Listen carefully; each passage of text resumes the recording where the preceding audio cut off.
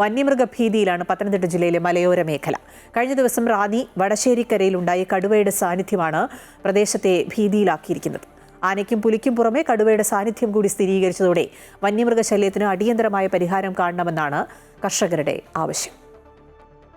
പത്തനംതിട്ട ജില്ലയിലെ മലയോര മേഖലയിൽ ജനവാസ കേന്ദ്രങ്ങളിലെ വന്യമൃഗശല്യം ഒരു പുതിയ സംഭവമല്ല. കഴിഞ്ഞ ദിവസം റാന്നി കുമ്പളത്താമൺ സ്വദേശി സായൂജ് തലനാരിഴയ്ക്കാണ് കടുവയുടെ ആക്രമണത്തിൽ നിന്നും രക്ഷപ്പെട്ടത്. 8:30 ആയപ്പോഴത്തേക്കിന് ഫോണിൽ റേഞ്ച് ഇല്ലാത്തതുകൊണ്ട് ഞാൻ വെളിയിലിറങ്ങി.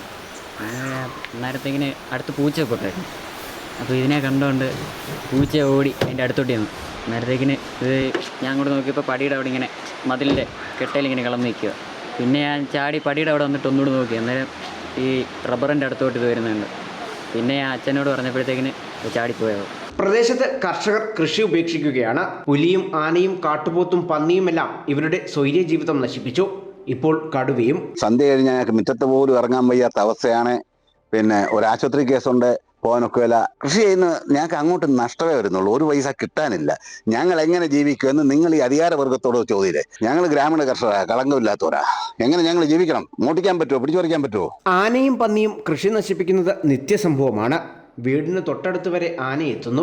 ഫെൻസിംഗ് അടക്കമുള്ള നടപടിക്രമങ്ങൾ വനംവകുപ്പ് ചെയ്യുന്നില്ലെന്നാണ് നാട്ടുകാരുടെ പരാതി. ആന ഇവിടെ വന്ന് ഇത് കുത്തി കളയുന്ന സമയത്ത് പിന്നെ ഇവിടെ വരും, ആന വരും എന്ന് വെച്ചാൽ ഈ കാടെല്ലാം ഞങ്ങൾ വെട്ടിക്കളഞ്ഞതാ. ഞങ്ങൾ സ്വന്തം ഇതാ, ഞങ്ങൾക്ക് പൈസ ആരും ഒന്നും തന്നില്ല. ഞങ്ങൾ വെട്ടിക്കളഞ്ഞു. വല്ലോറെ ആയിരിക്കും ഞങ്ങൾ വെട്ടി. അവർ ചെയ്യാമെന്ന് ഫോറസ്റ്റുകാർ പറയുന്നതല്ലാതെ യാതൊരു കാര്യങ്ങളും ചെയ്യുന്നില്ല.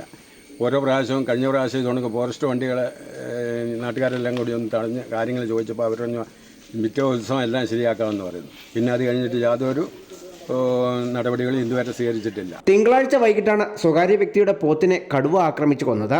ഇതോടെ പ്രദേശത്ത് കൂട് സ്ഥാപിച്ച് കടുവയെ പിടികൂടാനുള്ള നീക്കമാണ് വനം വകുപ്പിൻ്റേത്. രാവും പകലും പ്രത്യേക നിരീക്ഷണവും ഏർപ്പെടുത്തിയിട്ടുണ്ട്. അമൃത ന്യൂസ്, പത്തനംതിട്ട.